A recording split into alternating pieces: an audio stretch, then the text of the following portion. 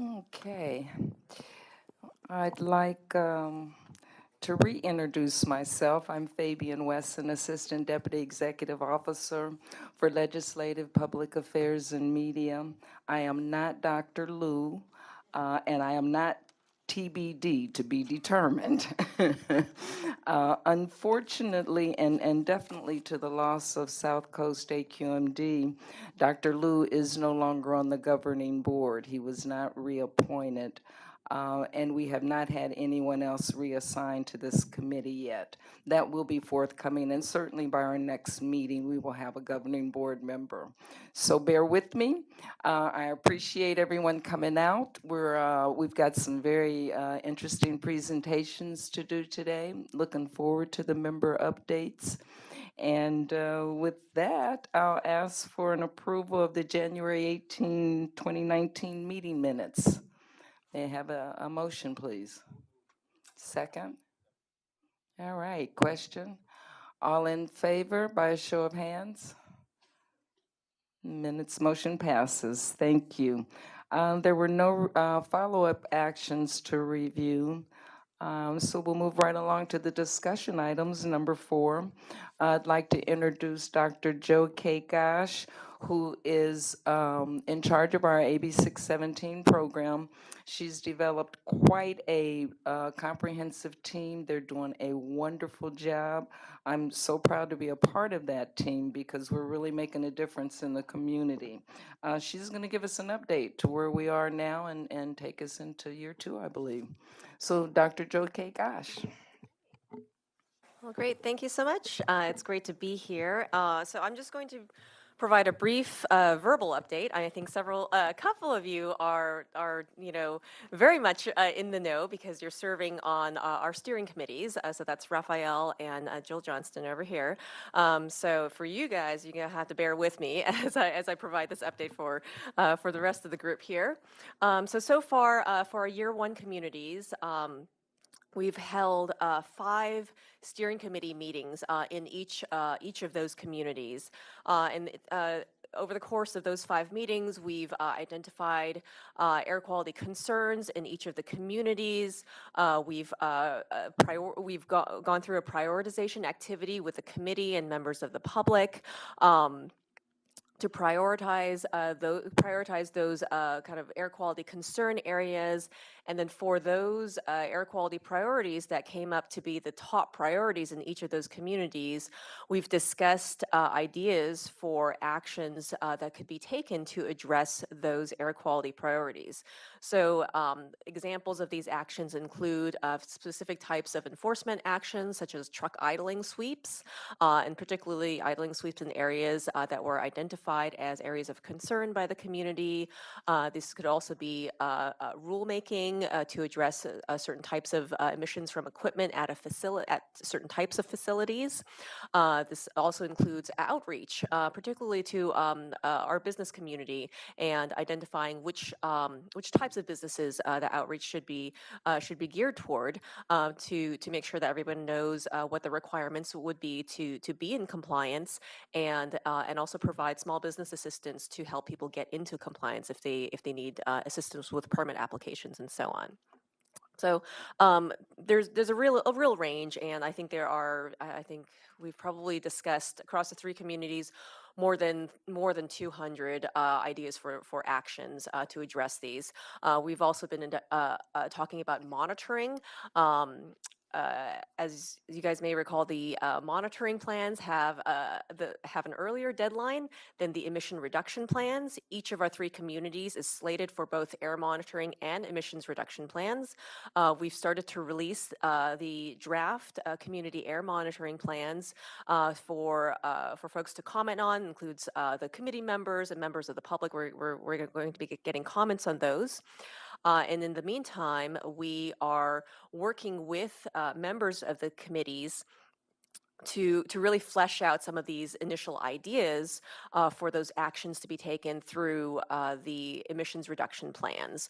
So we'll be working closely with our committee members to get those ideas hammered out.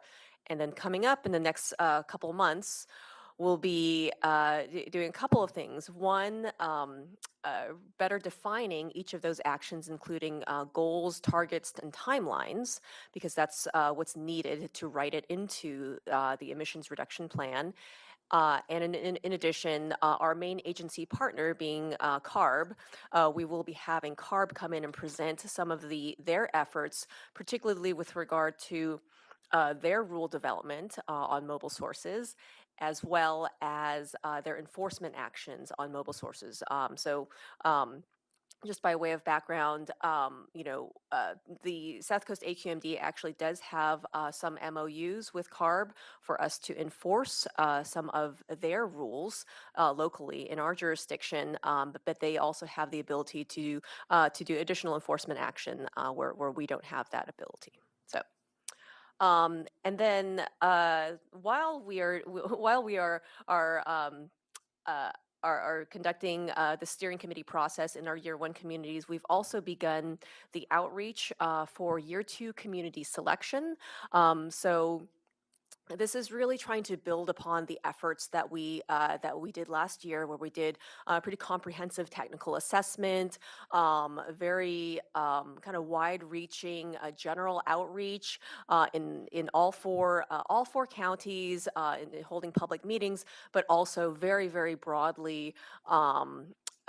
Meeting with as like an invited speaker to various groups, to various organizations or other agencies or other business organizations and so on. So last year was a very, very comprehensive effort. So this year we're just trying to build upon that effort and see where there is additional data that either has become available in the meantime, and also trying to ask people to encourage folks to submit nominations for their own communities and provide specifics in terms of community readiness for this program. Because one of the things that we've really discovered is that it really is a lot of work for not just for staff, but also for community members and committee members participating in this process.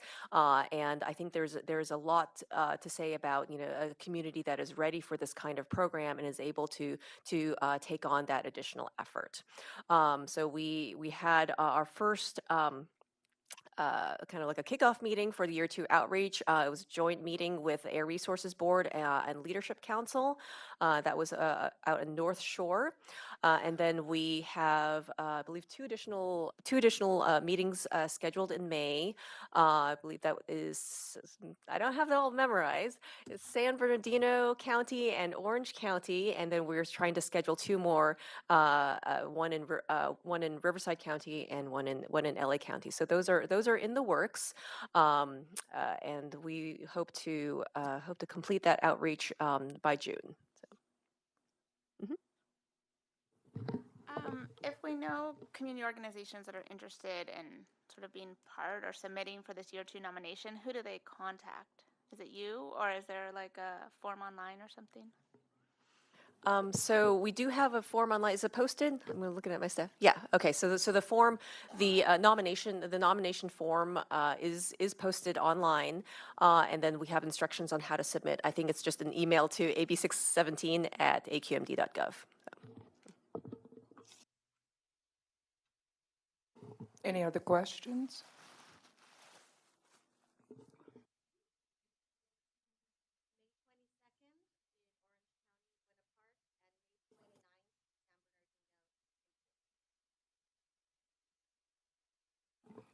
We'll make certain that everyone gets those flyer information. Oh, I'm sorry. There you go, Humberto. Rafael.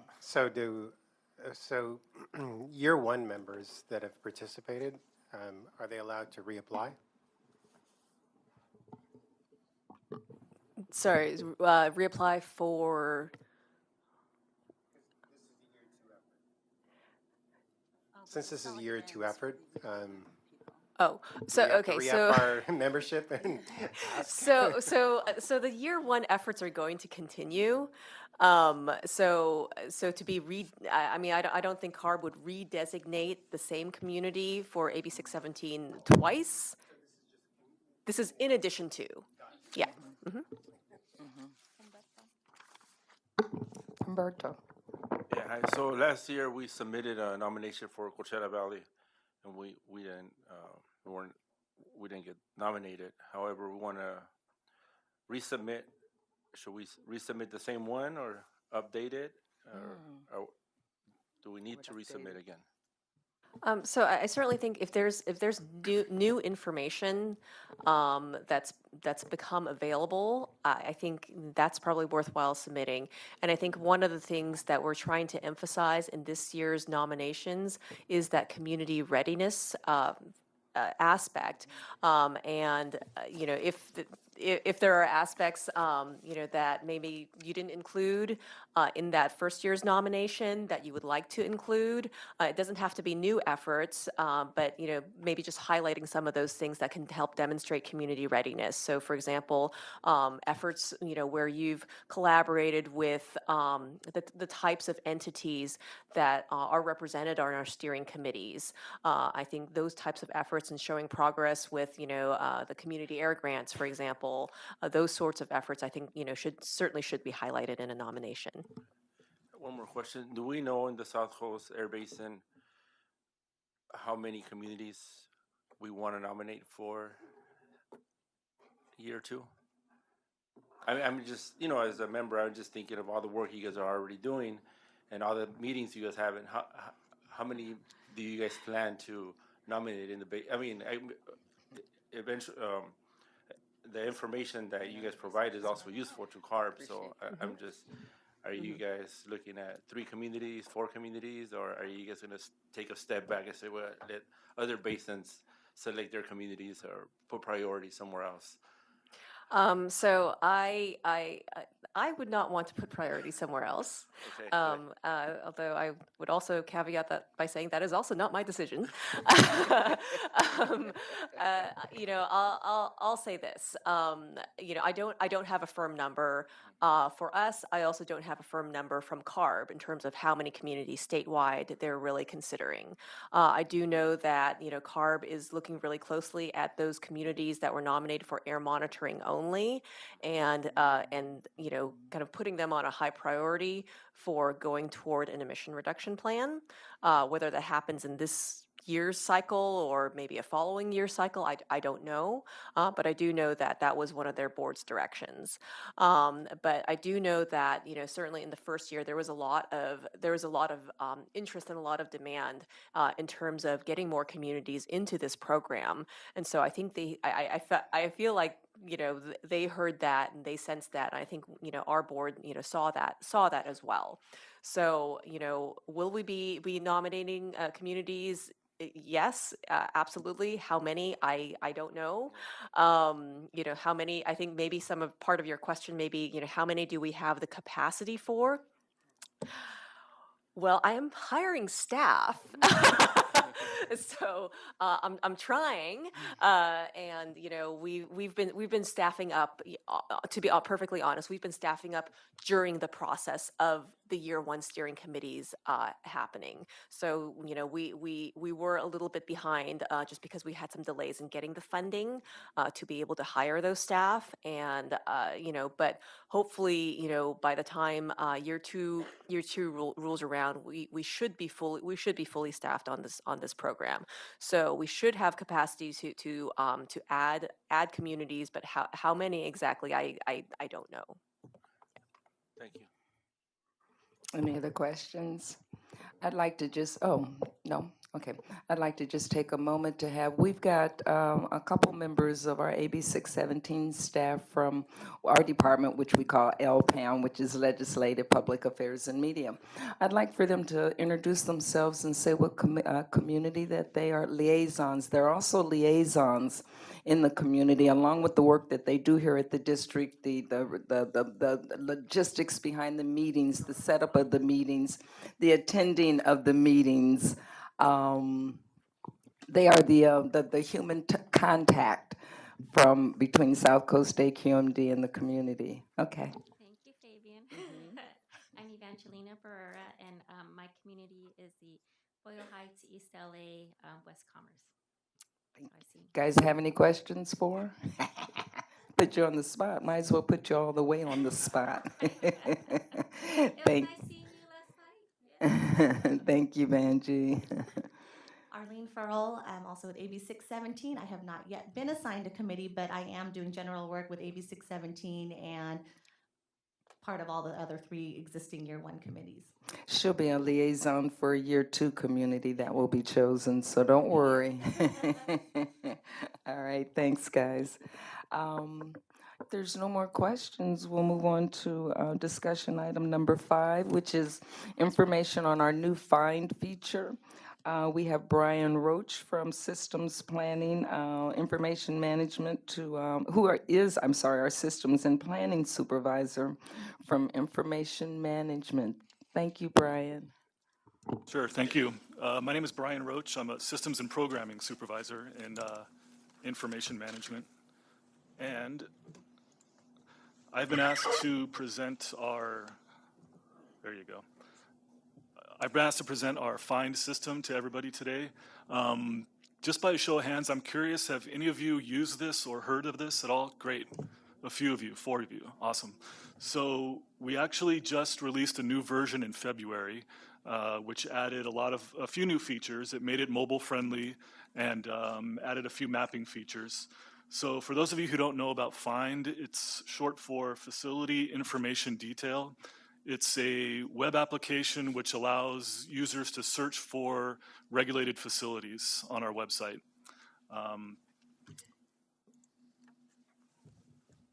The things you can search by, if you want to search for facilities, you can search by name, you can search by address. If you happen to know a facility, you can type in the facility ID, you can type in the application number, you can type in an NOV or an NC, hearing board case, or you can also search by a map. And the information that we provide is certain facility details like the name and address, the industry code, things like that. We provide an equipment list. We provide a list of notices of violation and notices to comply. We provide AER emissions, hearing board cases, transportation plans, and documents, which is actually really exciting. It's one of the new things we've added. So with that out of the way, I'm going to go into a live demo.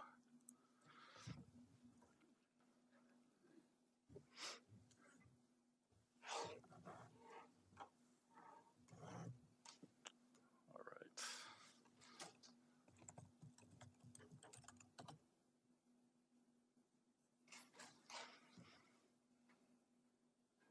So aqmd.gov, I'm sure you're all familiar with this. The way you find FIND is by clicking on Find here at the top. We have a few pages here of instructions and details and help, things like that. But if you click through here, we have a link to start searching on FIND. And it's a very simple and easy to use interface. That's what we kind of designed it for. Like I mentioned earlier in the presentation, you can search for a facility by name, address, zip code. You can look at reclaim or Title V facilities.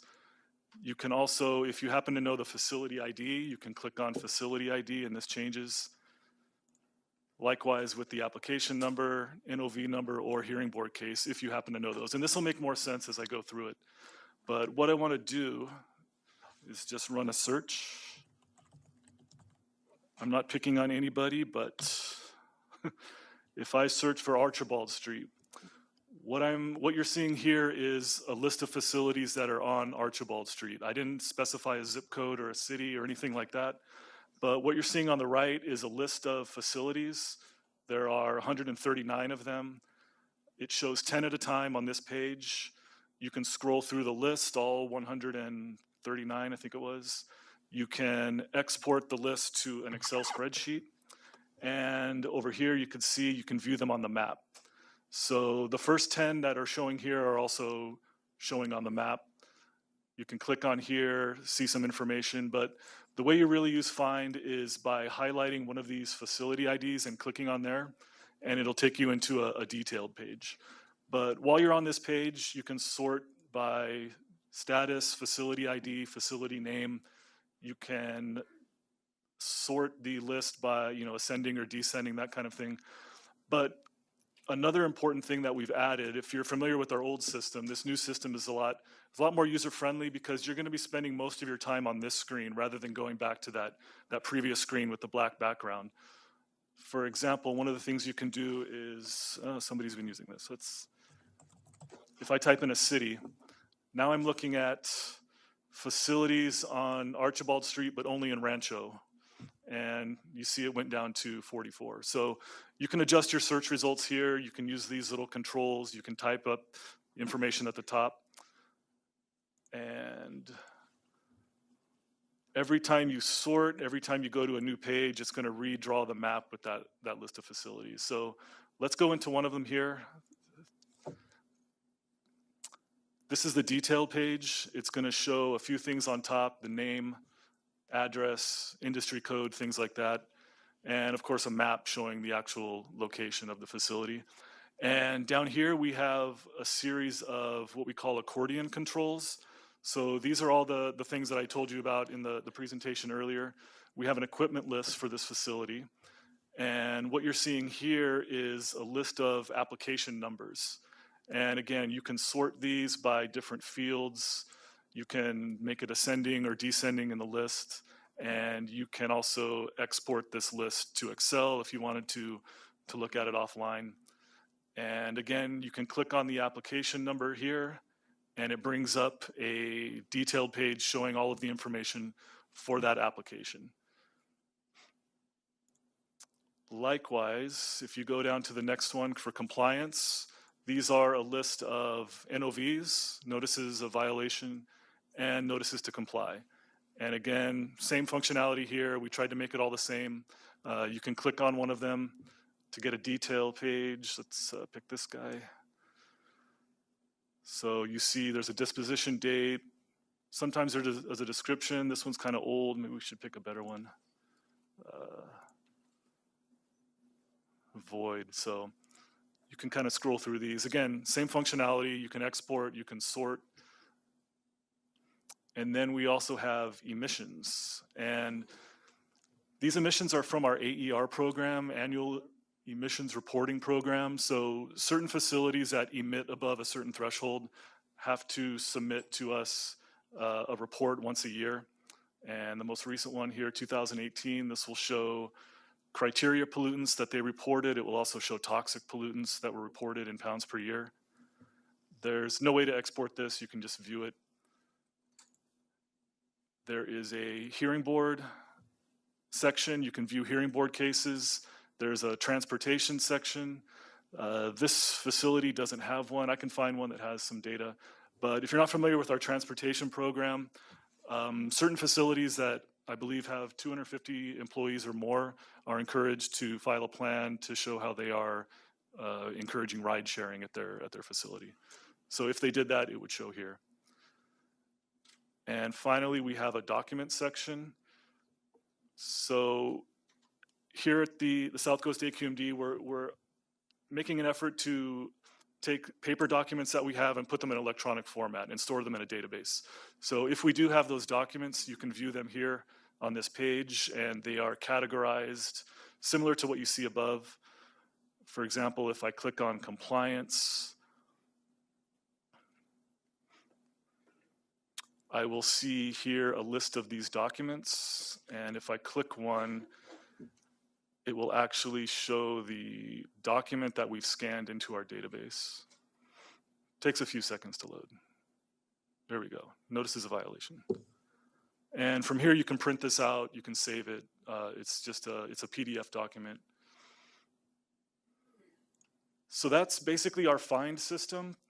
And there's another section that I want to show you, which we've integrated with find, which people actually find a lot more useful sometimes. So if we go back to aqmd.gov, select online services, go to GIS open data, go to our data portal, and since we're talking about facilities, we'll click on facilities here.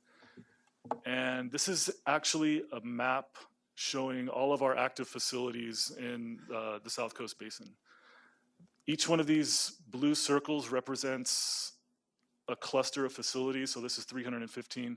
If we showed them all as little dots, it would still be loading until tomorrow. So, uh-oh, I broke it. Let's reload this one. So what you can do, my mouse thing isn't working here. Let's click.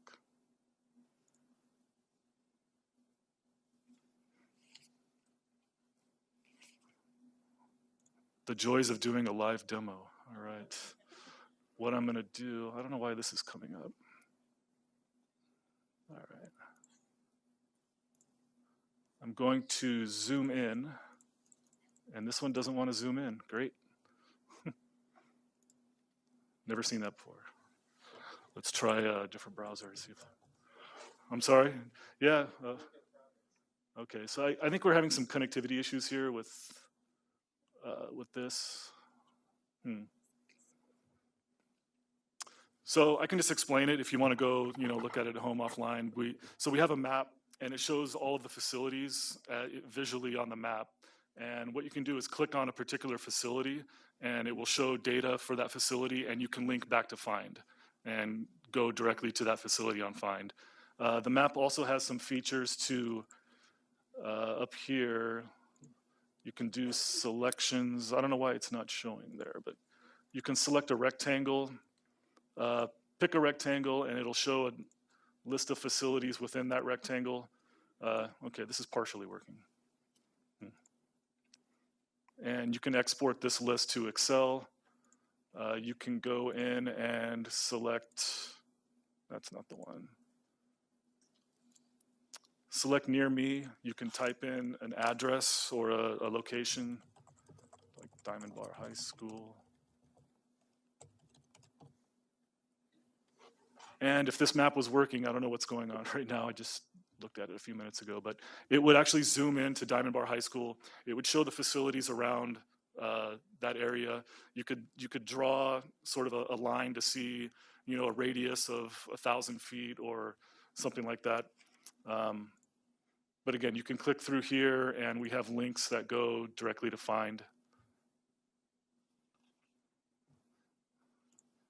So I think we're having some connectivity issues in this room. I'm not sure why this isn't coming up, but I will give it one last shot, and then we can answer some questions. Let's try. All right. Nope, it doesn't want to zoom in. Okay. Well, I encourage you to go home or go back to work and give this a shot and try it out. It actually works really well most of the time, just not today. But that's actually a really popular feature of our I'm sorry, yeah, not when I'm on the spot. So that's actually a good point. Somebody asked about our mobile phone. When we redesigned this app, we made it mobile friendly. So if you're familiar with the old Find, it actually wasn't very mobile friendly. You kind of had to scroll way across the screen. It's really annoying. But the way we've designed this app is it will adjust its size based on your device. So you can look at it on your phone. You can look at it on your iPad or whatever you happen to have. So that's about it. Thank you for your time. If you have any questions, I'd be glad to answer them. I see that we do. Okay, we'll start with Greta. Well, just again, how did you get to the map? Is it through Find, or is it a separate? There's two separate things. Let's see which one. So the way I found the map was going to online services and then GIS open data, and it brought me to this page. And there is a GIS open data portal, which will bring up the map. Oh, I'm sorry. Then you have to click on facilities.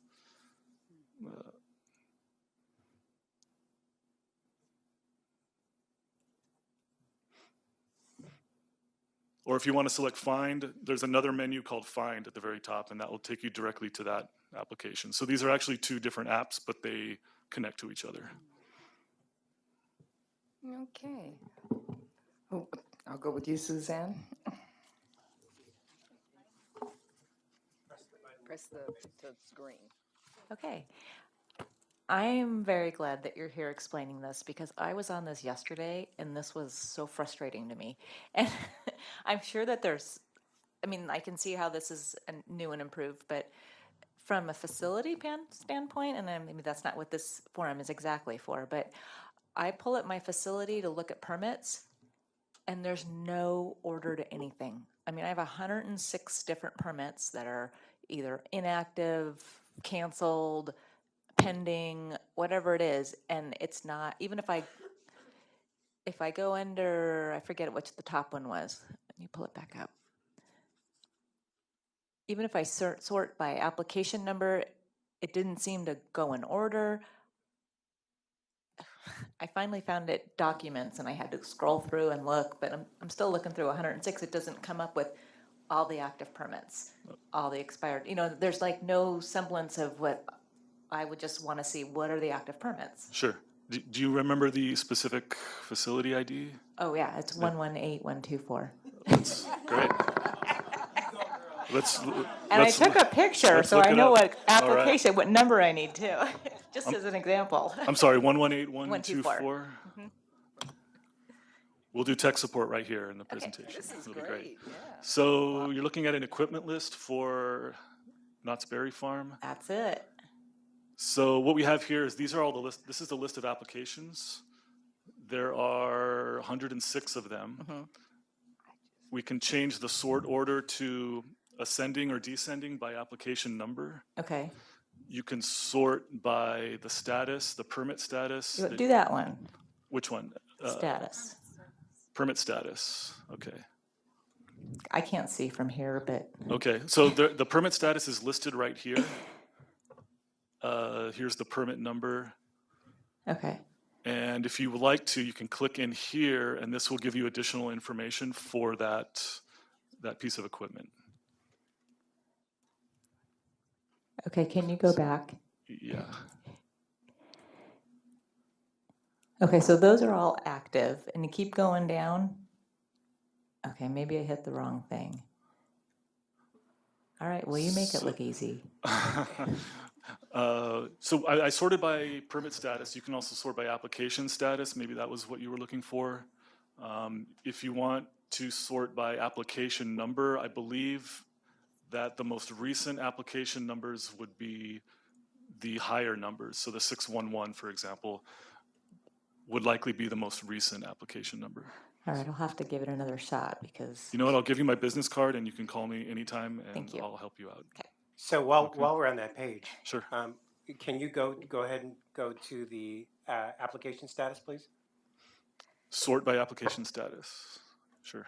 I'll have application status for $500. All right, somebody got that joke at least. The application status doesn't. Well, No, actually, no, no, no, no. I take it back. No, hold, It's right here. Hold there. So just go ahead and scroll down, because I was curious about this feature. Go ahead and export to all records to Excel. Sure. Please. All right. I want to see what it looks like, and I want to see how, so that way, if you're able to look at the list, because Yeah. before, the way that Find was really friendly, I think, it was actually a list. Yeah. And it was really nice because it was just a one-line list, and then you can go ahead and click into it and then hyperlink to the various documents or whatever. And so one of the other questions that I had was like, where is the permit? Because it used to be in facilities and all this other stuff. And I know it wasn't very intuitive, but at least there was a method to madness, right? So you went into the application, and then it listed the number of permits available, and then there was hyperlinks, which was very intuitive from a documents standpoint. But I understand, going to, I guess, the new Windows 10 or whatever operating system, it's Windows driven. I get it.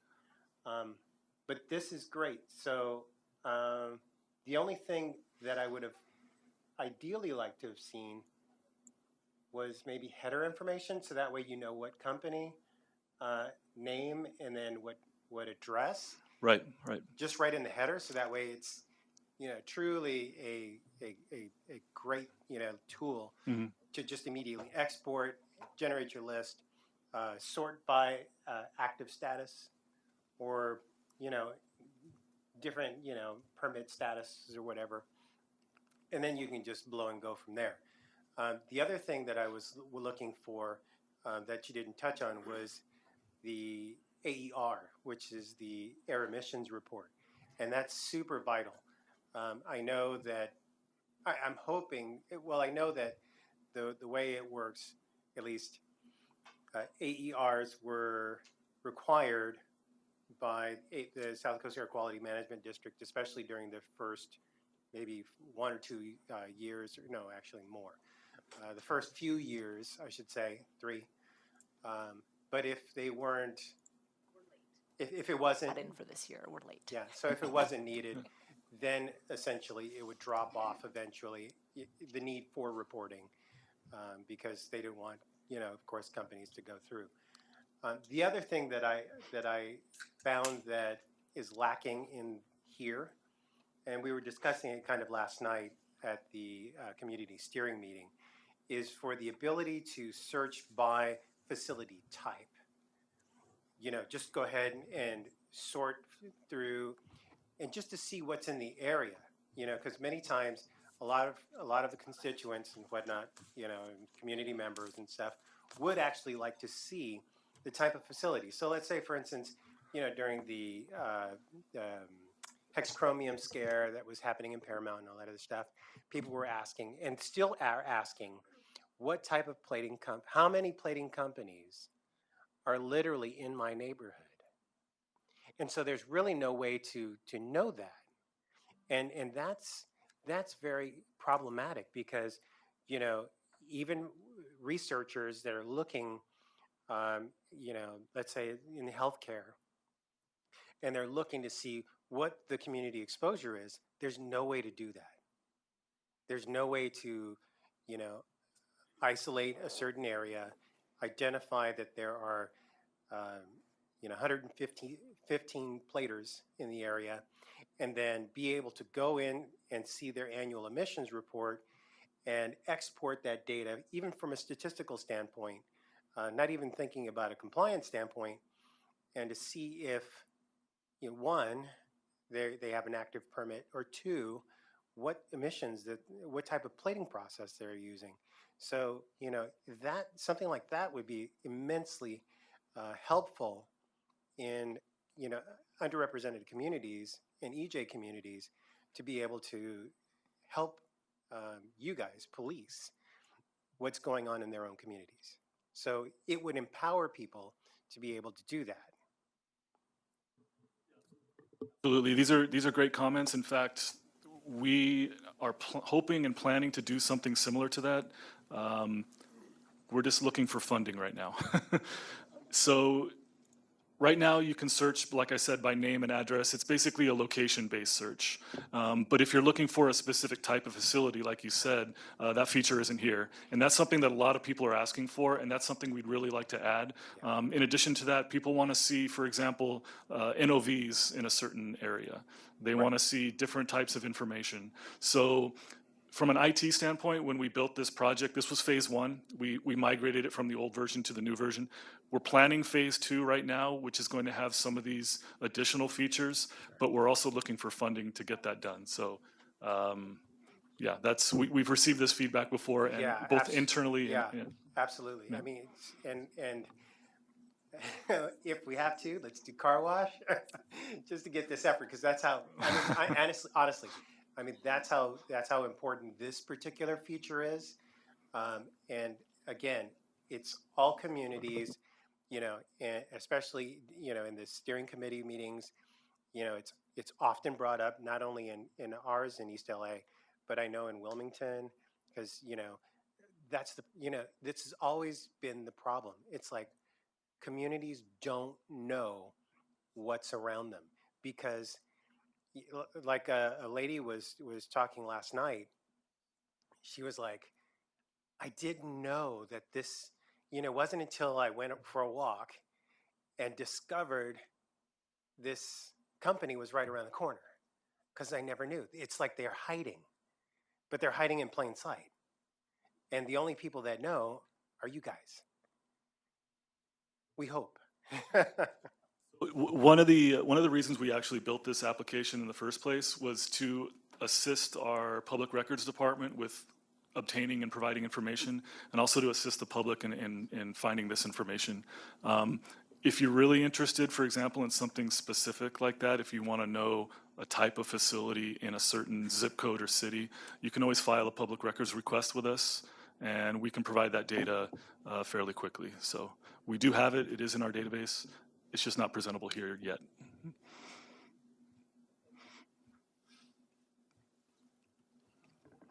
Okay, I'm not certain who's next. Okay, Jill's going to give it up to you, Mary. Okay, so really easy question.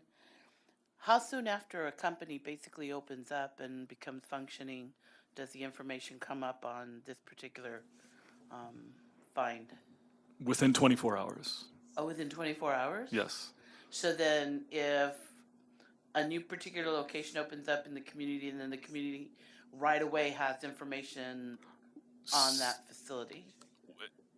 So it's on here within 24 hours, assuming that we enter them as a regulated facility. So as soon as they make some contact with us and they get a facility ID and they become an active facility, it will be on a public website within 24 hours. Wow, great, okay. But if it's not an active regulated facility, then it's not in our database and nobody will see it. Okay, and then for our particular area anyway, the big issue continues to be the equipment probably, I guess, because it's the truck emissions. So in order to find out how much in compliance that particular facility is in reference to the trucks that they have, then that would be under compliance or under equipment? Well, I'm not sure, maybe somebody else can answer this, because again, I'm the IT guy, but I don't believe that trucks are something that receives permits from us. So we're only showing information for actual permits and then actual violations that are given out. So if you do have a particular facility you're looking for, you can look into the compliance screen and see if there are any NCs or NOVs issued. But as far as specifically trucks, I don't think we regulate those. Oh, so the trucks are not considered equipment to the facility. Interesting. So then we would have information on what, like stationary equipment sources, that's correct. in the facility? Okay. Correct. But then the truck information for our particular area, because we have so many warehouses that are opening up that are brand new, and the big issue right now ends up being all of the truck emissions and stuff, especially for the locations. None of that is included in this particular one then. As far as I know, the trucks do not receive Wow. permits. Why? But maybe somebody can else. We cannot regulate the trucks themselves. Those are mobile sources. We Okay, have no so jurisdiction good over question, the mobile Retta. sources. Oh, who would do it then? CARB. So it goes back to CARB. Mhm. Oh. Raphael. Oh, Raphael, don't jump in I can add. Raphael's, Okay, thank you. Raphael's Still hasn't had a chance. I'm sorry, go ahead. He's Go back ahead. to jumping out of his seat. Oh, well, so just going back to this for a minute before we open up the conversation about mobile sources. So, I mean, I appreciate all the mapping features. I think they're nice and user-friendly, and so those are great to add. My suggestions for your 2.0 version is one I'd like to search by pollutant. So be able to put in lead or benzene and then see what pops up. And then also, as you just noticed, the AER, you can't export that data. So I would like to be able to put that into spreadsheets, and so we could be able to look at it over time and have that data more easily accessible than clicking on each here. Thanks. Okay, Raphael. Sorry. So going back to Mary's comment. So yeah, CARB does regulate the trucks and all that stuff.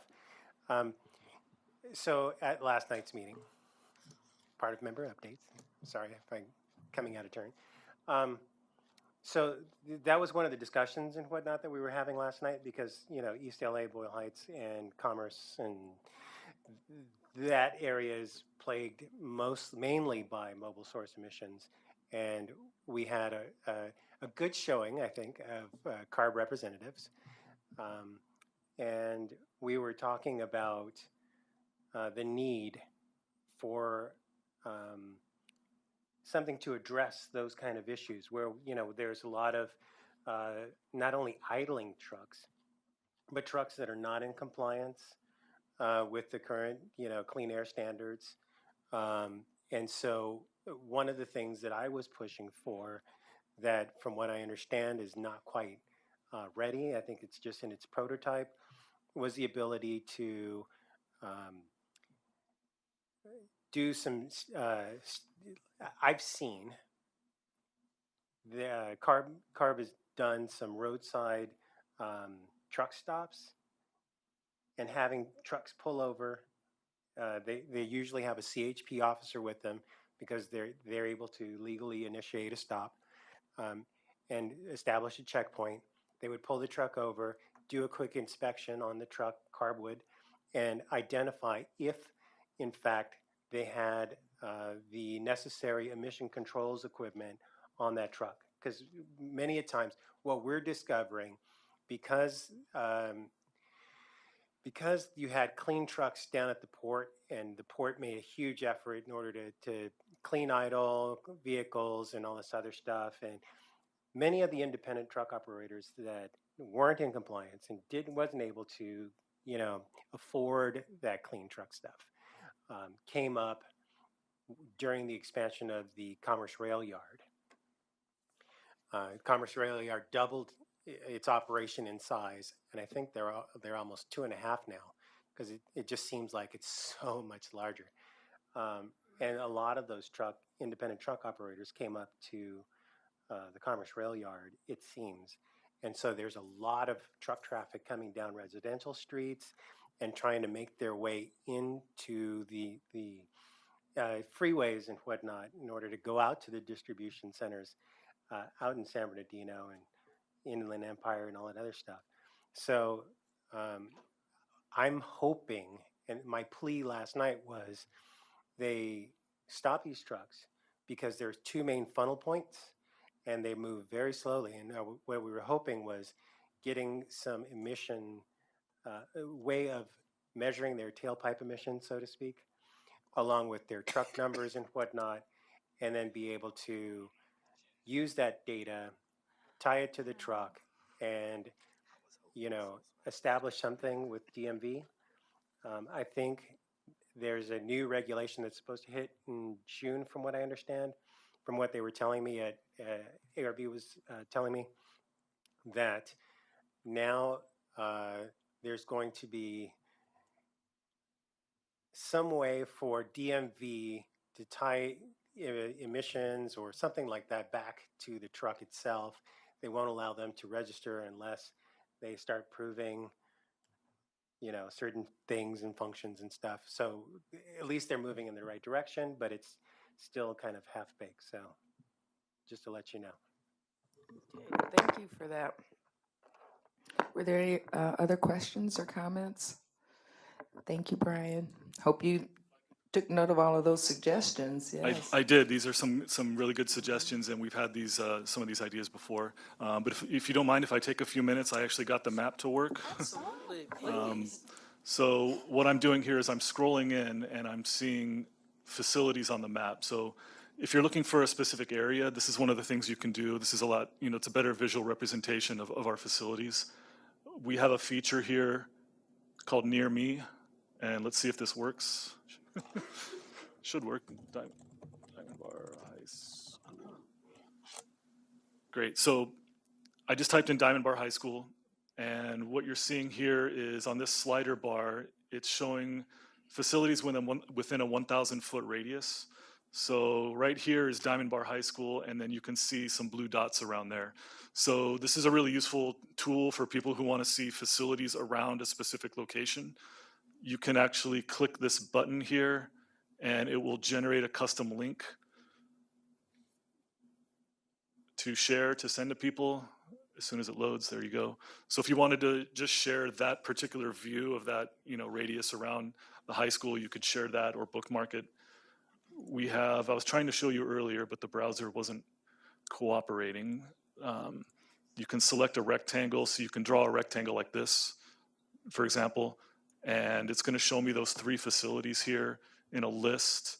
You can export this list, or you can export it to a CSV, or you can view the individual facility and click on the link. So there's a few tools like that. If you want to go into the map, instead of just typing in a zip code or something, you can play around with the map. You can select areas. You can zoom in, that kind of thing. So, and it's integrated with Find. So once you find a facility you're interested in, you can click on it, and it'll take you over to the detailed page. What was the default was 1,000. What was the maximum? Just like bar all the way over. I believe it was 10,000 feet. Let's try it. Yeah.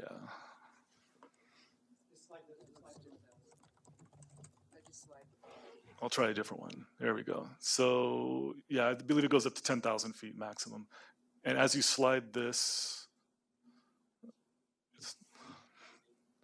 this computer isn't happy.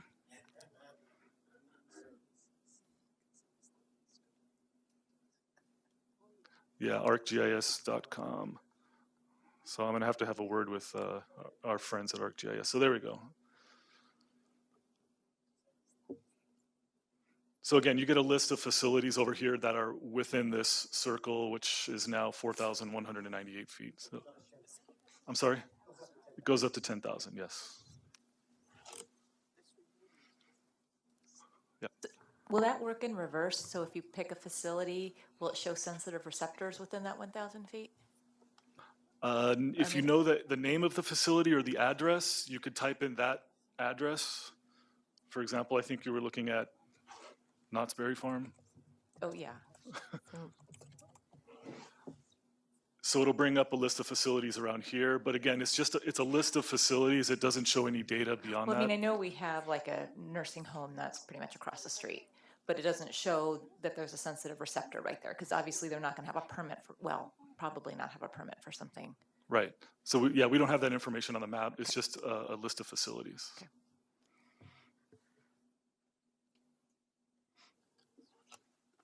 Mary? So earlier, you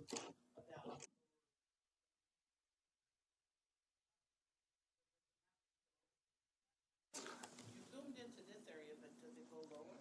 It covers the entire basin that we regulate.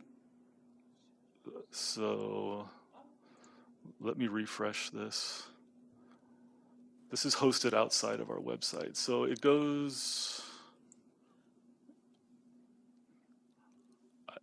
I believe the Coachella Valley is out here, around this area. So we do have regulated facilities out there. So they are in the map, yeah. If you click on a particular location, it'll zoom in also. Okay. I'm not familiar with the exact location of further Coachella. down. Because that's right outside the. All right, here we go. Now it's cooperating. So we'll go. So the farther you scroll down, now each of these blue circles represents a number of facilities. This is 65, but as you scroll in, it will show individual facilities. Here's the name. You can click here and it'll go to Find, and you can see details on that. Okay, great. Thank you.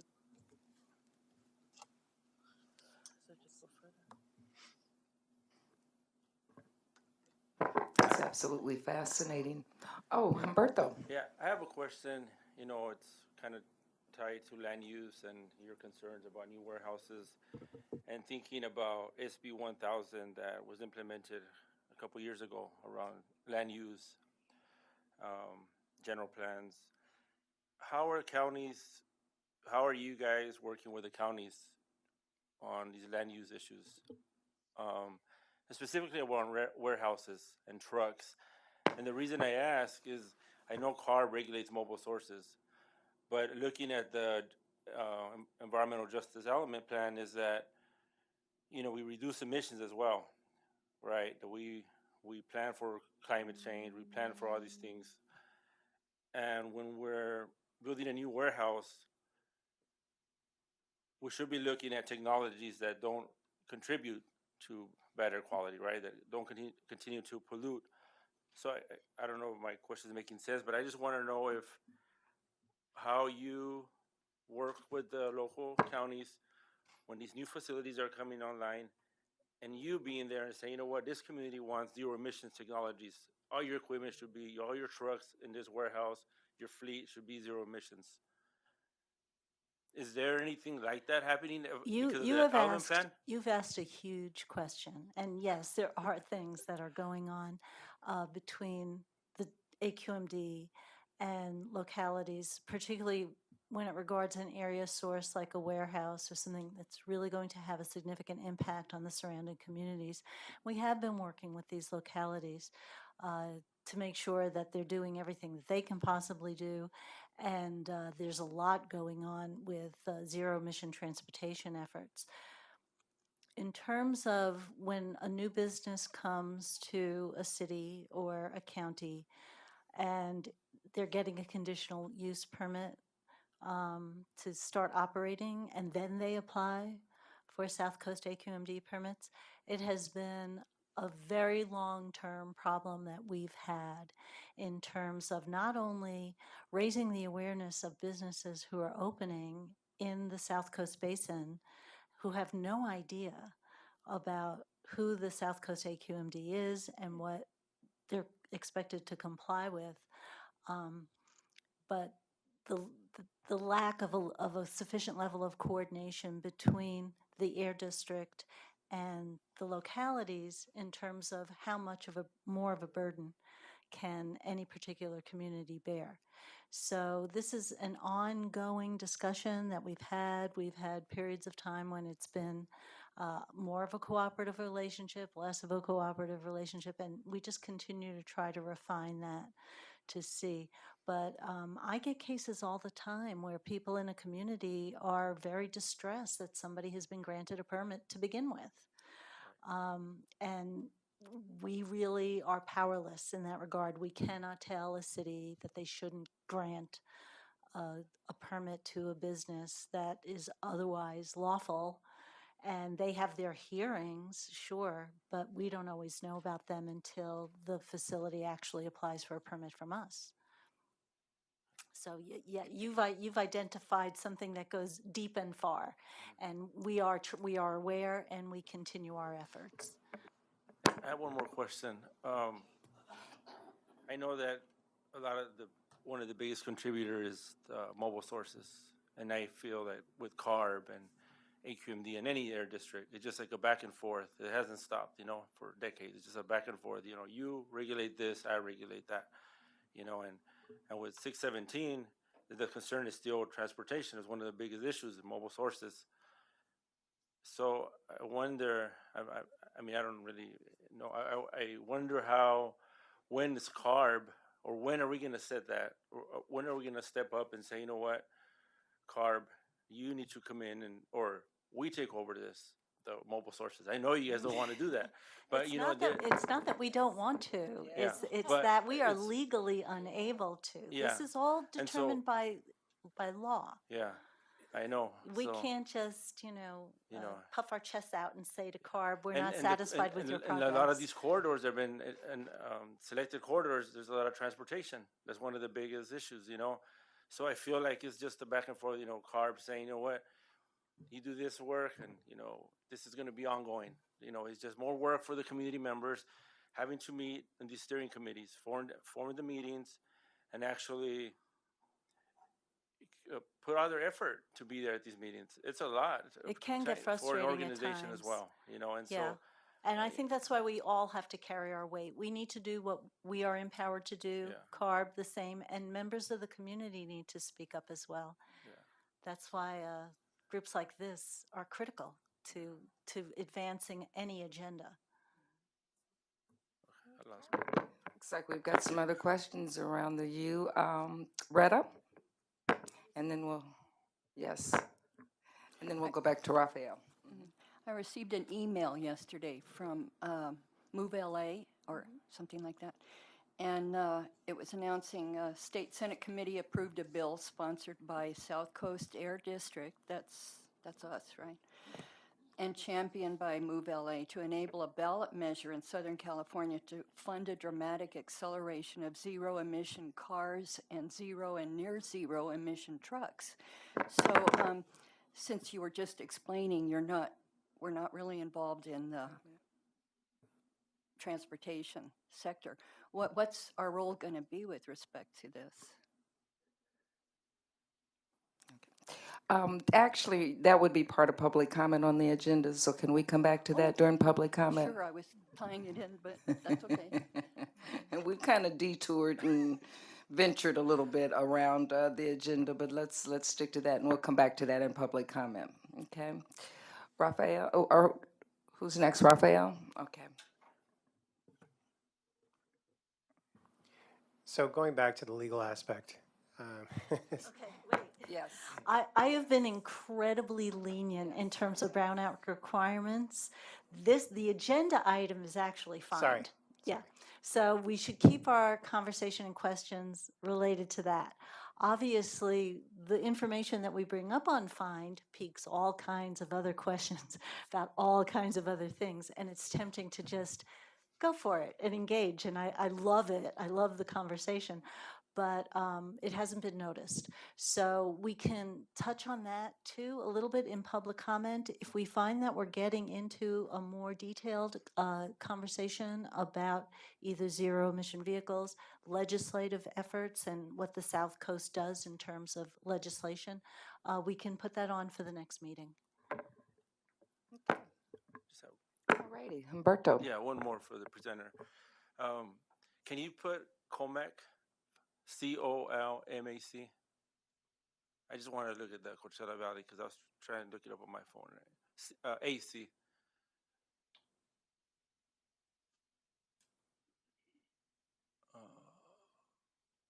I'm sorry, Colmec Auto Body Shop? No, it's in a, or Greenleaf. Put Greenleaf. Let's see if that comes up.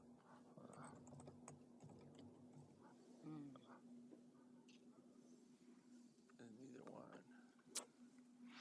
Greenleaf, Florida. No. So can you just Are put the Coachella Valley? Are you looking for a Springs? specific facility or a location? Go ahead and go down lower on your map real quick. Okay. I'll show you where the Coachella Valley is at real quick. Yeah. More. It's kind of or there. Okay, there we're in the corner. Yeah. To the right. Down over here? Yeah, more to the right. Okay. Up a little bit. Up. Okay. Here we that go. Right there. Here we go. Coachella Valley. Okay. I found it. So, can you expand on that a little bit? I just want to see the zoom in. Yeah. So you can zoom in here as far as you want. You can draw rectangles, circles. If you know an address, you could type in the address. If you know a specific business name, you could. It might come up as well, or a location, Yeah. or a school would come up. Okay, that's useful. I had never seen this tool. That's why now Okay. this will help with our nomination. Okay. Great. Glad to hear it. And we're going to leave this up on the screen afterwards in case you kind of want to play around with it a little bit after the meeting. Okay, any other questions? If not, we'll move on to the next agenda item, which is the EJAG Accomplishments 2018. Alicia Rodriguez will do this part of the meeting. Thank you. Hello, I will keep this very brief. So at the entrance, you will find the 2019 goals and objectives and then a 2018 accomplishments, two separate papers. So I will briefly just go over a few points. The first document being the 2019 goals and objectives. We bring this to EJAG every year. And so we've had this since January, but we wanted to bring it to this meeting.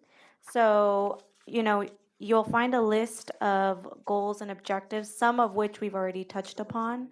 Others, like the AB 617, is ongoing. Like environmental justice community partnership, we'll talk about the environmental justice conference. We'll talk about workshops and other activities that we have going on. And the other document is the 2018 accomplishments. Some of the key items addressed include all the way from the beginning, the AB 617 community identification process, the environmental justice community partnership and what we did last year, updates on the website, selected communities, and the past conference. So I think I'm going to give the committee until May 3rd to provide any feedback, if any. Anything that you want to add on there, this gets submitted to the administrative committee. So we want to make sure that everyone has an opportunity to add anything in if they wish. Any questions? Okay. And if you need my card or my information, I will have it up at front, or please find me after the meeting. Thank you.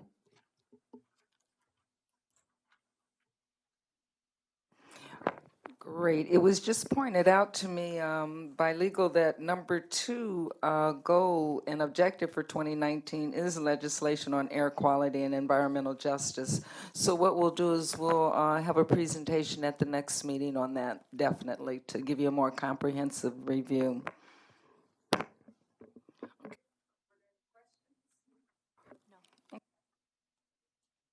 So now it's time for member updates.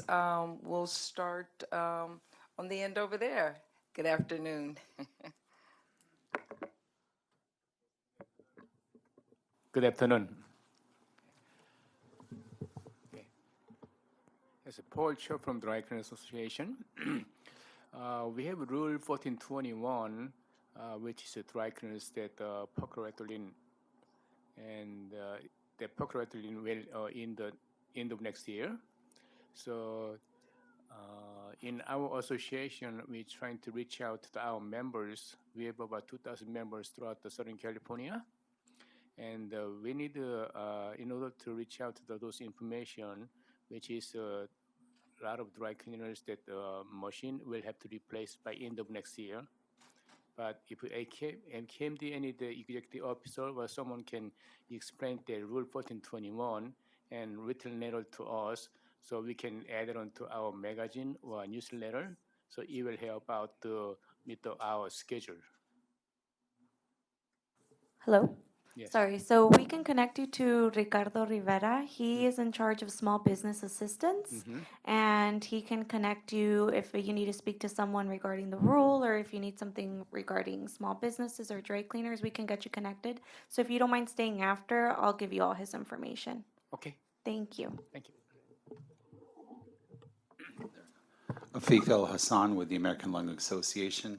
The only update I have is the state of the air reports come out recently. As you can imagine, our grades weren't that high. If Southern California was applying to grad school with the grades it has in air quality, not so good. Yeah. Other than that, I'm open this year, as I always am, to further the partnership with the American Lung Association. And also, since I'm with Kaiser Permanente, I'm always happy to work with them and their community outreach group on anything that the committee would like. Larry Beeson from the Loma Linda University School of Public Health. I just want to make a comment that we have about 3 of our doctoral students who are working on the long-term exposure to ambient air pollution and health effects. So those papers are not done, but they're in the works. So hopefully within a couple of meetings, we'll be able to report that at least they've been submitted for peer review. But looking at the long-term effects of health pollution in not only California, but United States, we have a data set of 96,000 people falling in air pollution.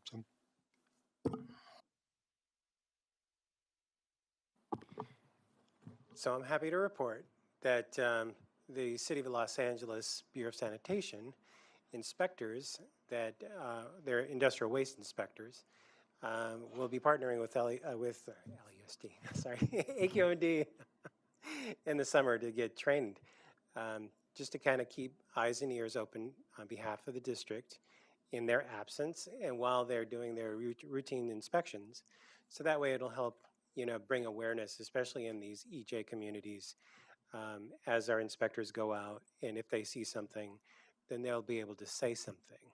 and know how to spot, certain things. So that's going to be a huge benefit, especially for our communities and whatnot that are not so represented, and hopefully should aid the South Coast Air Quality Management to help bring more justice to these communities. Oh, one more thing. So LA Sanitation's having an Earth Day on Saturday, this Saturday in Woodley Park. So all are invited. It's from 10 to 3, I believe. And they're offering free tours of the Japanese garden. So come on out, free food while it lasts, prizes and stuff, and then you can meet the various people. And then they're encouraging everybody to take pictures of the wildlife and stuff and submit them, because we're in competition with other cities around in order to present nature and so the park, or at least the Sepulveda Basin, has a natural wildlife um, refuge area where there's plenty of migrating birds and whatnot, and it's just a feast for the eyes. So it's just a good time to come out and be environmentally friendly and learn new things. We're also giving away trees, and yeah, so 5-gallon, potted trees for you, fruit trees and shade trees as well, just to help beautify the communities and stuff. Thank you. We are also partnering, we being South Coast AQMD. And why I say that, let me just tell you guys, we are branding, not rebranding, but trying to brand South Coast. So we now are referring to the district as, not the district, as South Coast AQMD, our South Coast Air Quality Management District. It's no longer SCAQMD or any of the shortened terms like that. So we'd appreciate it if you guys would kind of carry that out for us also. Okay. Spell it out. South Coast Air Quality Management District. South Coast Air Quality Management District is partner There we with go. the City of Los Angeles Bureau of Sanitation. No, I'm We're sorry, it's also LA-SAN. partnering with the Bureau of Sanitation. There, we have an interagency task force to better process complaints between agencies, and the Bureau of Sanitation is hosting our next meeting. So we thank you. We thank you for that. Just another collaboration that we promote.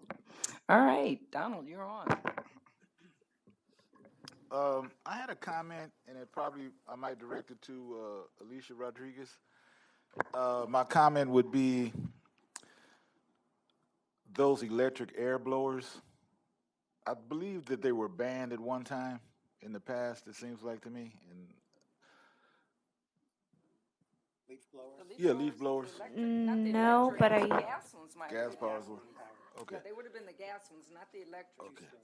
Because I know in the auto body industry, they're going towards vacuum systems versus air blowers. Instead of blow particles up in the air, they have vacuum systems now that contain these different kind of particles and waste. So I was wondering if that might be something that I don't know who I would talk to about that, but I just want to make that suggestion. You know, that's something that we can look into. I know at previous meetings, I know Rafael has brought up, you know, the electric leaf blowers and all the pollution that gets pulled in or spewed into the air. So that's something we can look into. We'll add that as a follow-up item, and we'll see what information we have. Because it still could be electric, even if it's vacuuming versus being run by gas or diesel. So thank you for that. Yes, absolutely. Can I add something? Yeah, there are some city ordinances out there, like Palm Springs, for example. You can use that, even an electric blower, because city ordinances, because of the pollution it creates and dust. So, we should start looking at maybe how we can. We'll definitely put that in as a follow-up item, so we'll have more information for you. So just FYI, a lot of these leaf blowers actually there's a switch on them where you could literally reverse and create vacuums. And you could actually, and usually they're sold with a bag attachment, because I have one and it has a bag and it has the ability to bring it through. And the blades are designed to crush up the leaves so that way it doesn't fill up the bag as quick. Oh, that's interesting. So Is yours ma- electric or gas? no, it's electric. Wow. Yeah, it is electric. Toro makes it, you know. And who, Toro Yeah. is the brand? Oh yeah, Toro? Yeah, Toro. Toro. And most of the ones that are sold, they will come with bags, and there is an ability, but most people don't, just simply because they're thinking, oh well, you know, it'll degrade the machine, and you know, lessen its life cycle, but it works. Thank you. Thank you. We'll definitely have an update on that either way. Thank you. Okay. All right. Danny, was that it for you, Donald? Yes. Okay. I was dismayed a few days ago to learn on KVCR and NPR that Riverside and San Bernardino counties we have the worst air quality in the whole country.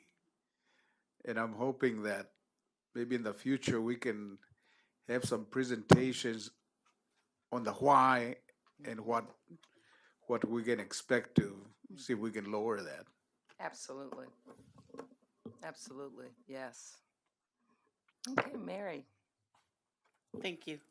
So, a couple of things. One, I'm really sorry to see that Dr. Liu wasn't continued on. I think the level of his expertise in this particular arena was unsubstantiated by anybody I've seen. So I'm really sorry that he's not here and isn't continuing. In that respect, and following up with Mr. Morales' comment, there was an article in the paper here recently about the fact that the Southern California area is, you know, at a high risk because of the air pollution. Obviously, Riverside and San Bernardino were high on that list. It's interesting to us in the Riverside and San Bernardino areas because it's almost, and I've brought this up before, and it's not anything of a complaint, more just of an observation. But we always seem to be competing, and we never win with Los Angeles because of the enormity of the Los Angeles area and Orange County for that matter. But given that we have some major issues in the Riverside and San Bernardino areas, especially because of the fact that we have the land use, as has been pointed out, that is still widespread. We still have a lot of land and there's a lot of development going on. And the unfortunate reality is that that development, for the most part, tends to be contrary to the health of some of the members in the community. I recognize and we acknowledge the fact that our local elected government is the one that is given the authority to make decisions on what kind of permits are given, what kind of facilities come into the area, and how they impact the community. Case in point, Moreno Valley is high on the list of having gone through the process of the World Logistics Center, which is still out there, and it went in front of the City Council in Moreno Valley, and the City Council in Moreno Valley acknowledged the fact that the South Coast Air Quality Management District had done a report and had basically said that it would increase the pollution in the area. Okay, they acknowledged it, but their comment was, it's more important for our community to have jobs. That was their comment. And so basically what they were doing was literally throwing the children under the bus. And we have a doctor here who is from Loma Linda University. Loma Linda is like renowned the world over for all kinds of research projects and all kinds of legitimacy on what they do. And one of the things that they do really well is they do these research projects where they take a look at the effects of lung pollution on children, for one, because I know that that's one that we just talked about. And we know that it's there, and we know that they do it, and we know that they do it well, but then nobody pays attention to the report. It's almost like the report gets done, and then it goes on a shelf, and it never goes anywhere else that maybe some of our elected officials at both the state and the federal level should pay attention to and say, hey, look, the children are suffering out in the Riverside and San Bernardino areas, let alone, I'm sure, anybody near the Port of Los Angeles because of what the environment is. And I say that to say this. So last year, I know Mr. Morales had his meeting in San Bernardino. We were supposed to have one in Riverside, and I have to be the one to apologize because I had some health issues last year and I didn't get a chance to get it done. But even in the process of trying to set up that meeting, because I did try a couple of times to kind of get it scheduled, one of the things that comes across is nobody in the community, with the exception of maybe environmental type people that get it and totally are like on top of it, know anything about South Coast Air Quality Management District. If they even heard the name, they have no clue of what it means. And they have no clue that it could possibly help them. And then once you kind of go down the road of, well, they could do this, they could do that, then the comment comes back, so then why isn't it better for us? So the misperception that's out there is that even though we exist, and I'll say we because we being on this environmental justice group are part of you, even though we exist, the community doesn't see it. And so the more types of awareness exposure that we can do, the better, because just, and it's a quick one, in Riverside, I know that there's, because I used to talk to Dr. Liu about it. In Riverside, I know that there is I don't know how many, maybe about 400 condo complex that just went in next to the railroad, next to the 91 freeway. It's called Mission Lofts, and they're just now opening. And they're right next to two major locations that we know are told don't do that, but they do it anyway. And they do it over and over and over again. So the unfortunate part is that it's in a community, low income, it's in the east side. So unfortunately, the people that are going to suffer are the ones that are going to have to end up going there because it's a place to go to live, even though it's like, I'm gonna take a picture. I'll bring it next time. It's right next to the railroad links. I mean, it's crazy. But anyways, so I say that to say I will do my effort to make sure that the Riverside meeting happens this actually more than one, because there's no way to just do one because there's too much area. But we'll do more than one. But really, the frustration ends up being just like we ended up indicating a couple of minutes ago. Yeah, we want to do things, but when you have like a major university like Loma Linda that does research that shows you this is not good, and then they go and do it anyway, it's like the community sits there and goes, what good is it? What good is it if the experts are telling us that it's not good, and then the politicians are basically going, that's what they look at it. Politicians are basically going and doing whatever's going to be best for them, because that's the way they look at it. So we'll continue to work on it. Thank you. We appreciate that, Mary. We appreciate your passion. We understand the frustration because we do the same thing. We go out into the communities. Hence, that's why we want to do South Coast AQMD, or South Coast Air Quality Management. So there's only two names going out there to brand so that we can continue. But we do the same thing. We go into the community. We have meetings. We'll have 100 people there. How many of you have heard of South Coast AQMD before you got the flyer? 5 people might raise their hands. That breaks our heart. I mean, it really does, because we cannot engage the community if they don't know about us. And that's what we do in public affairs and legislation. That's what we do. We engage the community. So we so welcome any meetings, any kind of suggestions you all can have to increase that awareness, because we can only help each other. It's a partnership. We all have the same common thing. We can't live without clean air. And so our goal is to get there. But we need everybody's help. So anything, and the meeting will work with you on that, helping you set that up, outreach, whatever you need, just let us know. She'll do the work. No. No, seriously, and she does. We are so strapped when it comes to resources, because we're trying to get out there and do everything. We just instituted, just so you all know, and I'm sorry, I know we're taking your time up. We just started doing assemblies in elementary school. Tuesday was our first one, second and third graders. Yesterday was our second one.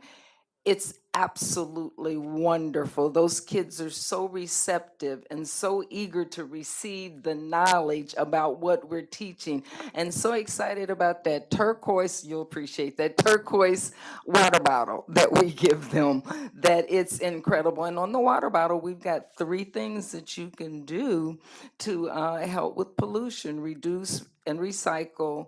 What was the other one? Reduce, recycle, save energy, carpool. and carpool. Some of the kids didn't even know that they didn't know the term carpool. They're carpooling, but they didn't know what carpool. Oh, I just thought I was catching a ride with my friend. Well, you're carpooling. So we're really trying to do these kinds of things. We need your help. We really need your help. So anything, please. Thank you, Mary, for that statement, because you're right.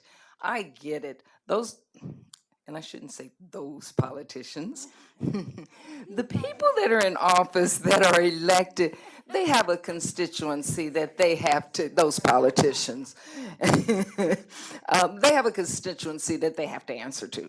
And a lot, they've got people that are out of jobs, and they want to put those people to work. They want to put food on those people's table.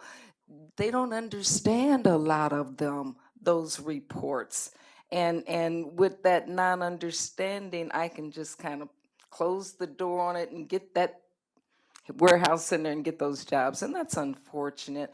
That's another area that we need to work on: changing the climate, changing the mindset, and informing and educating our legislators about what needs to be done, and getting them basically on the same boat that we're on, so that we're all treading that water and getting to the common goal of clean air. So I appreciate that, Mary. Thank you. Retta. Yes, Retta Alexander, San Fernando Valley. And, you know, we can easily get discouraged when we hear and read the International Panel on Climate Change and the National Assessment. We only have 10 or 12 years of that to keep from major irreversible climate catastrophe. But I am encouraged by working with some groups such as the Citizens Climate Lobby, which has a bill now.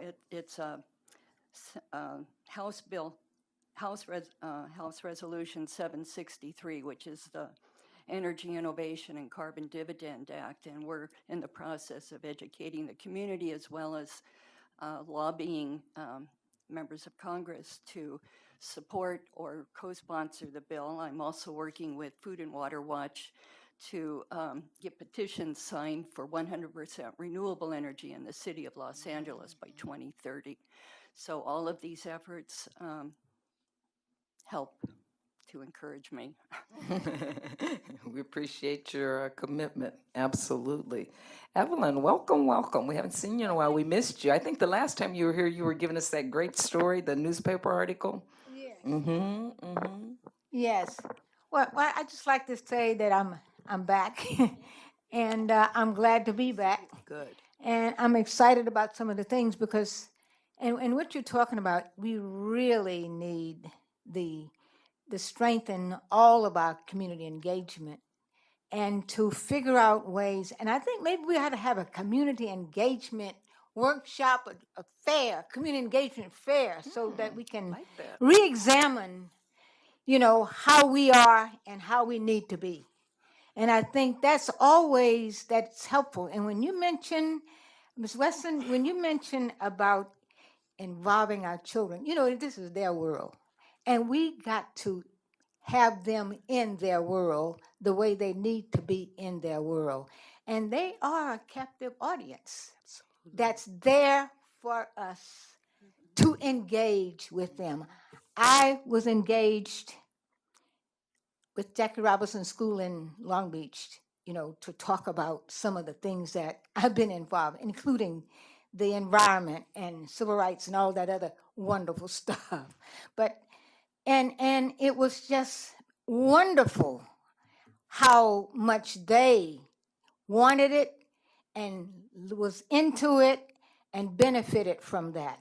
And so we can all improve on how we connect the dots with each other and figure that out and develop strategies, because you know, with what's going on in the United States of America, all of us need all of us. And so this is the way it is and where it is. On another note, I would like to just say in the last couple of months, in the last month, we have been, I think, Long Beach, where I live, and Carson, and I think Wilmington were communities that got some of the resources.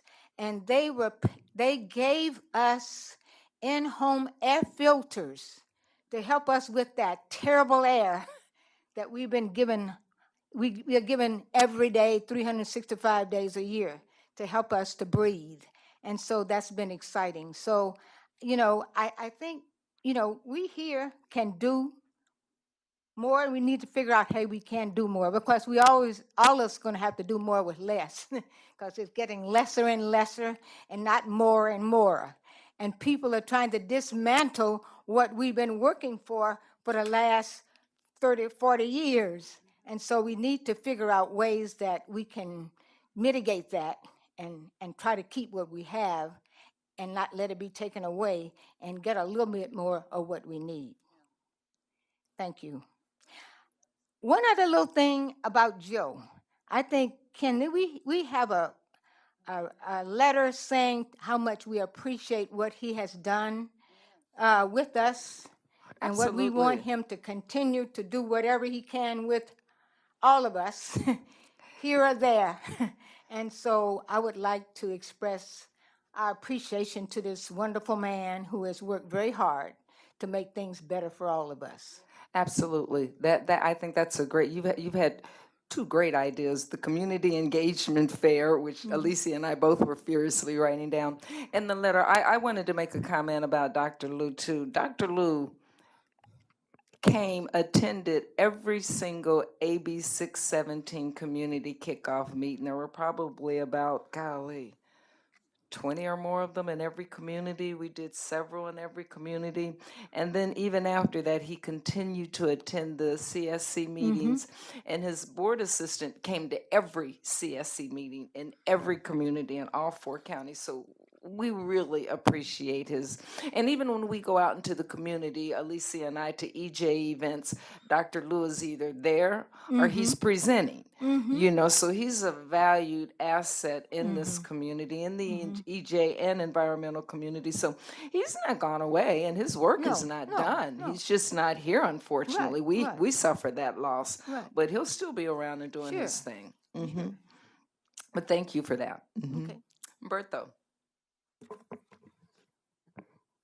Yeah, I just want to echo a little bit about what Mary was saying in the Riverside County and San Bernardino, and land use and sprawling, and looking at these homes placed next to freeways nowadays, you know, like you mentioned the 91, you know, as an environmental justice advocates, activists, you know, I think there's something missing when you think about low-income housing and affordable housing. I think now, when you know, before it was, you know, you place somebody next to a facility. It's a low-income facility. You're going to build a warehouse. You're going to build a refinery, whatever, next to that community. Now I feel that even though it's called affordable housing, what's happening is they're segregating people again in some of these cities, in some communities, because now you're putting the low income, calling it affordable housing, and placing them in these pockets where there's sprawl. So that's something that we feel that needs to be addressed as environmental activists. You know, that something we need to look at, because previously there was a plan to do, you know, action plans around, you know, have affordable housing near transportation where there's maybe a trolley or a bus, right? But now I think it's changing. I mean, I think some cities have really failed to look at what that really means, affordable housing. You know, they're looking at it. I know in San Diego it's happening that they're segregating people, and that's what it looks like, because everybody's in one pot, and it's poverty again in an isolated area. So I just wanted to touch on that a little bit, because I think that's important for. I don't know if it's been mentioned in that context, but I feel that it's something that keeps spinning in my mind. You know, that's what's happening in some communities now. Again, the other thing I just wanted to give an update on. Well, it's not an update. It's something like the state of the air report that came out that, you know, California has the worst air quality, and we know that, right? But in Coachella Valley, there's a public hearing, there's a public comment period for reclassification to extreme on the ozone levels. And so there needs to be an extension to 2024. South Coast is going to apply for an extension to bring us to the ozone standard in 2024. But Coachella Valley has never met the ozone standard since the Clean Air Act was established, right? So what does that tell us? That's just a continuous of just work, just okay, just putting it off. And you know, it's not that I'm blaming the South Coast, but it's important to understand that the reason that we don't meet any attainment in the Coachella Valley is because everything that happens in Riverside, San Bernardino, and Los Angeles, all the downwind transport. And so when we're sitting here in this space and thinking about, you know, you know, we all focus in our communities, but we also got to pay attention to what's happening in other communities. Like I pay attention to what's happening in Los Angeles, what's happening in San Bernardino, because what's happening there is impacting us, and you're fighting for your space, not knowing that, you know what, that downwind is pollution is affecting our kids in our basin, right? So that's all. I just wanted to share that, and that's really, I don't know if that was an update, but that's all I wanted to share. Just so that you know, I'm going to let Alicia tell you, we've really, South Coast Air Quality Management District, we fight for all of the communities, all of the districts, this whole basin of almost 10 million people. And Coachella in particular, I know you guys have felt somewhat isolated out there, somewhat ignored. That's no more. That's in the past. We're out there on a regular basis. I'm going to let Alicia tell you what they're getting ready to. I just approved overnight stay because you're going to be there late. But go ahead and tell them what you're doing. So the meetings that Humberto is referring to are on May 1st. They're public consultation meetings for the voluntary reclassification for the 1997 ozone standards. And so they will be at Palm Desert Civic Center. There'll be two meetings, one in the afternoon and then one in the evening, so we can reach as much of the community as possible, including business owners to community members. And then the second meeting will be in the Coachella Branch Library, and I will send the notice out to everyone in the group, so you have the information in case you want to attend or also distribute the information. Or a public comment, you know, it helps. Great, thank you. Jill. So I just had a couple of things. One, with respect to some of the conversation happening on housing, I think there's a really good effort between us at USC, the Department of Public Health, and SCAQMD, which testified before the LA County Board of Supervisors around continuing a moratorium on funding low-income housing within 500 feet of freeways. So that's sort of, I think, an example of sort of land use policies engaging the housing community. I could think about, you know, expanding. And so I think that was really successful, thinking about the need for really a distance and buffer zones rather than just thinking about filtration systems.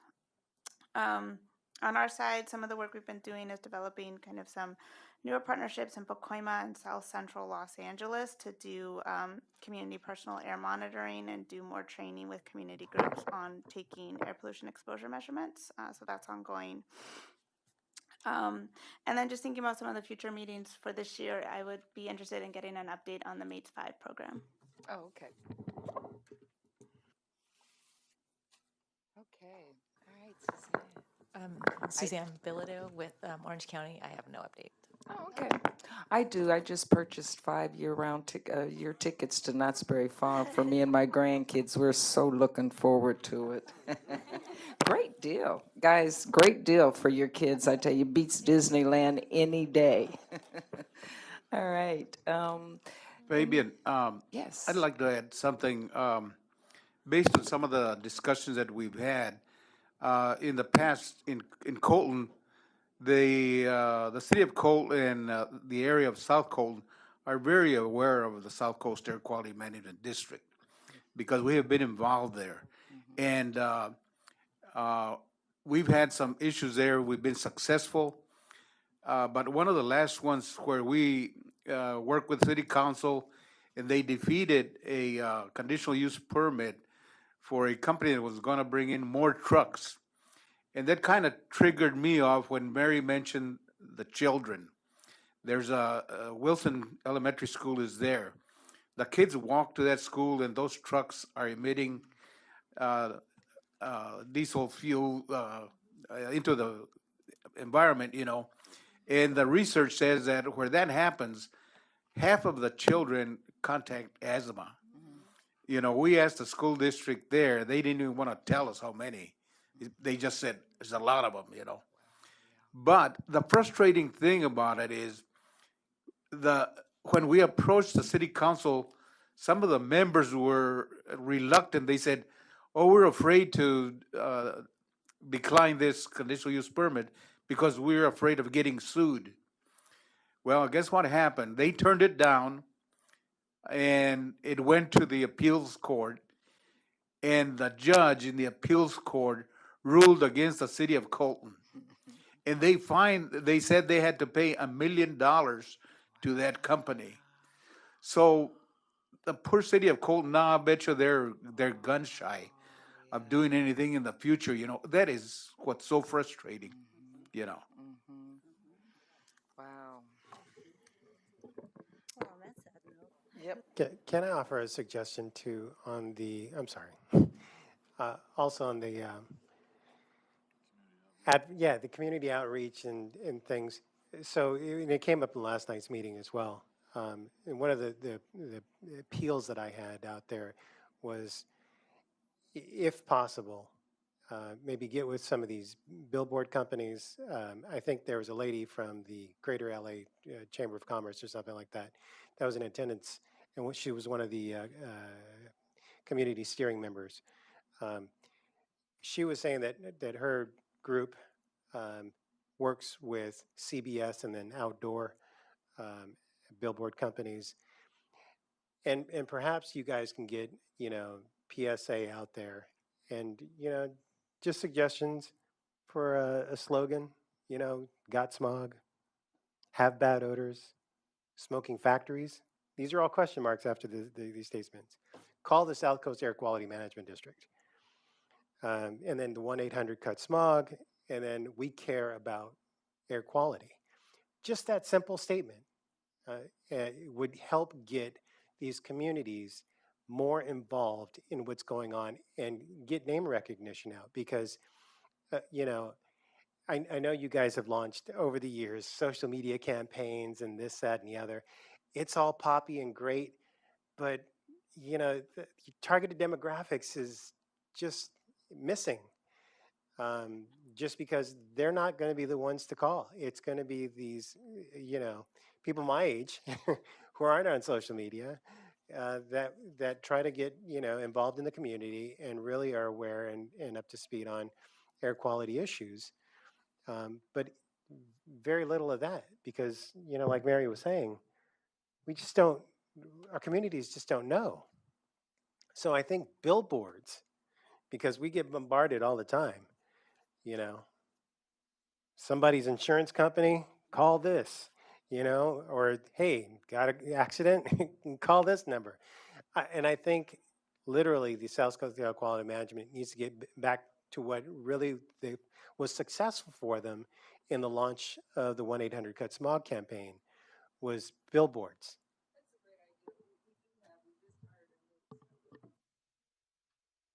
Hired a new director of communications, so I certainly will take this ideal back to her. This has come up before, the billboards, in terms of the 1-800-CUT-SMOG. So we definitely will visit that ideal with her. Thank you, Humberto. I'm sorry, Raphael. Donald. Yeah, that's a great idea. And just another little suggestion. I don't know if it could be tied into like 211, 311. When you dial for different problems within certain counties, stuff like that. I don't know if you could tie that into that, but that might be a good way to get participation from different communities.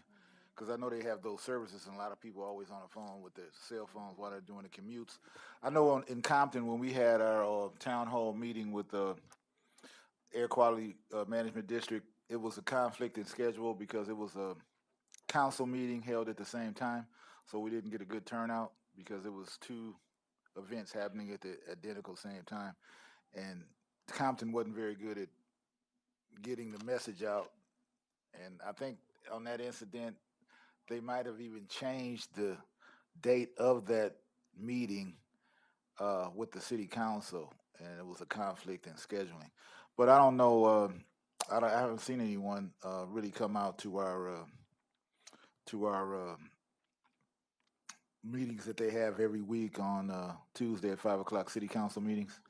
I haven't seen anybody, though I have invited people out to come.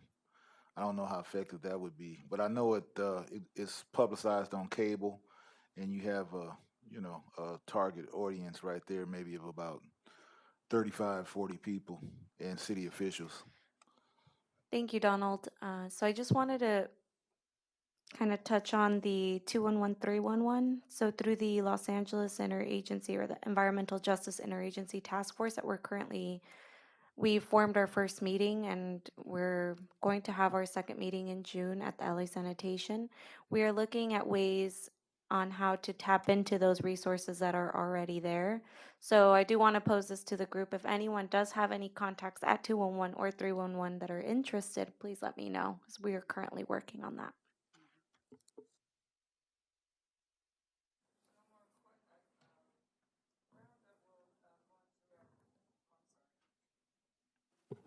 Other business, is there any other matters, any other business? Just, I remember just now, I had promised to let this committee know if a preventative inhaled asthma medication actually turned generic, and Advair just turned generic. There was a few questions from some of the committee members because this is a huge cost to people. There was and hasn't been for many years any inhaled preventative asthma medications. And that obviously, if you have to decide if you're going to eat or take your preventative asthma medicine, guess what you're going to pick? Advair is now generic. And so if that's of any use to anyone here, I think that's going to be important for many of our asthma patients. How do you spell that? The brand name is Advair, Advair. And I don't know what the name of the generic is, but I know it just came out, and that is a combination medicine of both an inhaled steroid and a medicine that's like albuterol, but is considered short-term, and it's in one combined medication in powder form. So the pharmacy companies for years have been putting up roadblocks and figuring out how to stop it from becoming generic, but this one has, and it's an extremely effective medication. Great, thank you for that. Dr. Beeson? Yeah, I would just like to maybe come back to Dr. Liu again. Is there any way that maybe South Coast Air Quality Management District could generate a some sort of a letter of appreciation that we would all agree to and that we could sign next time? That could come from this committee. I don't think Yeah. we do that as a district. We have So could- board member yeah, turnover, but so- as a committee. Somehow we need to, demonstrate our Sure. appreciation. So I think we're all sad that he's not sitting around the table with us. So So something that we maybe- could Sad as I sign. am. Maybe those that are interested in staying after the meeting can, make a plan and then let me Okay. know and if I can help in any Yeah, way. because I think, at least, I think most of us would like to say something Absolutely. in writing that we appreciate his contribution Sure, to clean absolutely. air. I think that's a wonderful idea. Thank you. Okay. That was what I wanted us to do. Mary.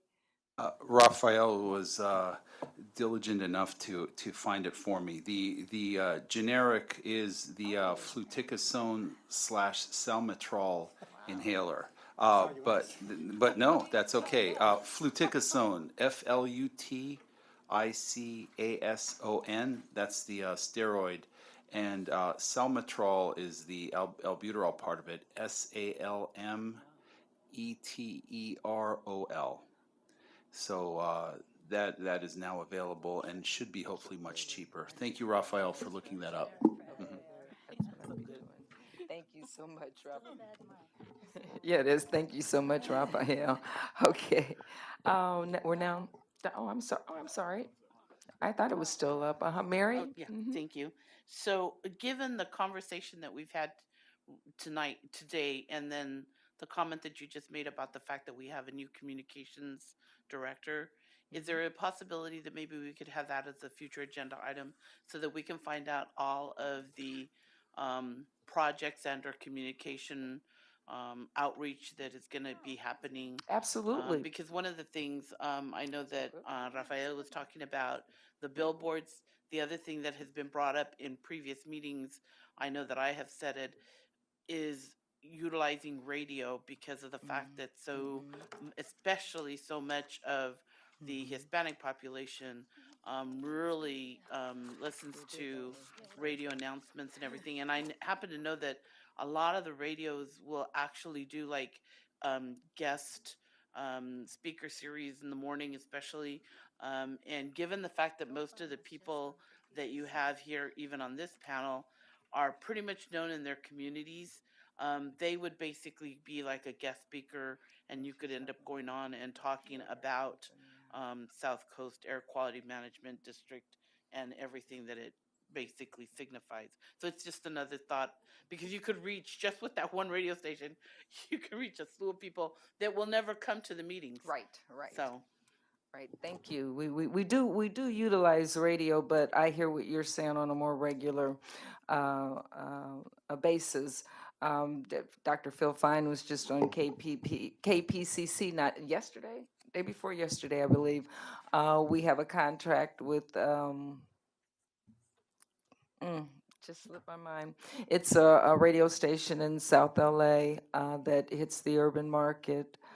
So yeah, we do, but we can do more. We absolutely can do more, so we appreciate that. And that will be a great presentation, so I'll talk to her about that.